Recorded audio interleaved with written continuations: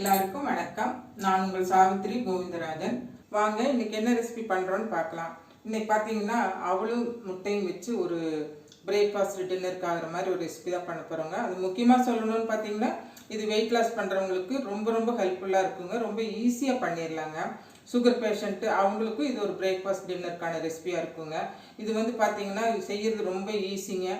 வாங்க அதை எப்படி செய்யறதுன்னு பார்க்கலாம். அதுக்கு நான் என்னென்ன பொருள் சேர்த்து அதை செய்கிறேங்கிறதையும் பார்க்கலாம். வாங்க பாருங்கள். இதுக்கு வந்து பார்த்திங்கன்னா அவல் வந்து பார்த்திங்கன்னா ஒரு 200 கிராம்ஸ் எடுத்துருக்குறேங்க. அது வந்து பார்த்திங்கன்னா சிகப்பு அவல் தான் எடுத்துருக்குறேன். சிகப்பு அவலில் வந்து பார்த்திங்கன்னா உங்களுக்கு நல்ல ஃபைபர் கண்டென்ட் நல்லா இருக்குங்க. இது வந்து வெயிட் லாஸ் பண்ணுறவங்களுக்கு ரொம்ப யூஸாக இருக்கும்.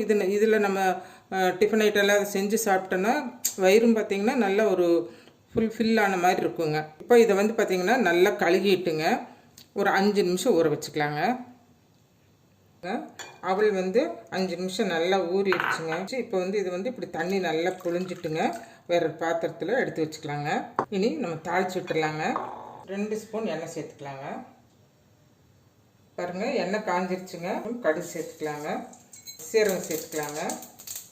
காரத்துக்கு பார்த்திங்கன்னா 3 வரமிளகாய் எடுத்துருக்குறேன். அதை நம்ம கிள்ளி சேர்த்துக்கலாங்க. கருவேப்பிலை சேர்த்துக்கலாங்க.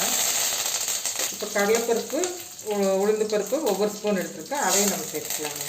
நடுக்கலை பருப்பு வறுத்ததுங்க, வேர்க்கடலை வறுத்த வேர்க்கடலை சும்மா ஒரு கை எடுத்துருக்கேன். அதையும் நம்ம இது கூட சேர்த்துக்கலாங்க. நீங்கள் பச்சை வேர்க்கடலை எடுத்தாலும் இதில் வறுத்துக்கலாங்க, சேர்த்துக்கலாங்க. நீங்கள் கோல்டன் ப்ரௌன் வர்ற வரைக்கும் நம்ம வறுக்கலாங்க. நல்லா ப்ரௌன் கலர் ஆகிடுச்சுங்க. ஒரு பெரிய சைஸ் வெங்காயம் வந்து ஒரு வெங்காயம் எடுத்து கட் பண்ணி வச்சுருக்கோங்க. அதை இது கூட சேர்த்துக்கலாங்க. வெங்காயம் நல்லா 50% வதங்கிடுச்சுங்க. ஒரு பெரிய கேப்சிகம் குடமிளகாய் வந்து ஒரு பெரிய குடமிளகாய் எடுத்து இந்த மாதிரி சின்ன சின்னதாக கட் பண்ணியிருக்கேங்க. இப்போ இதை நம்ம இது கூட சேர்த்துக்கலாங்க. கொஞ்சம் மஞ்சள் பொடியும் சால்ட்டு சேர்த்துக்கலாங்க. சால்ட் கொஞ்சமாக சேர்த்துக்கலாங்க. ஒரு நிமிஷம் நல்லா வதங்கணுங்க. 5 நிமிஷம் ஆயிடுச்சுங்க. நம்ம நல்ல மிதமான தீயிலேயே நல்லா வேக வச்சுட்டோம். அந்த அவல் வந்து இது கூட நம்ம சேர்த்துக்கலாங்க.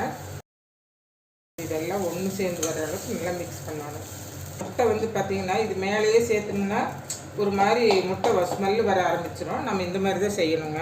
ஒரு 1/2 ஸ்பூன் எண்ணெய் சேர்த்துக்கலாங்க. 2 முட்டையும் நம்ம இது கூட சேர்த்துக்கலாங்க.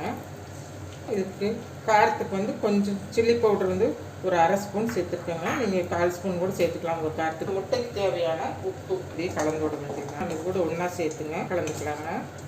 இருக்கணும். முட்டை நல்லா 5 நிமிஷம் நல்லா இப்படி புரட்டி விடணுங்க. இதுக்கு வந்து பெப்பர் வந்து கொஞ்சமாக ஒரு 1/4 ஸ்பூன் சேர்த்துக்கலாங்க. அவ்வளோதாங்க. இது ஆஃப் பண்ணிவிட்டு நம்ம கொத்தமல்லி தழை தூவி இறக்கிடலாங்க. பாத்திரத்துக்கு மாற்றிக்கலாங்க. பாருங்கள், முட்டை அவல் உப்புமா ரெடி ஆயிடுச்சுங்க.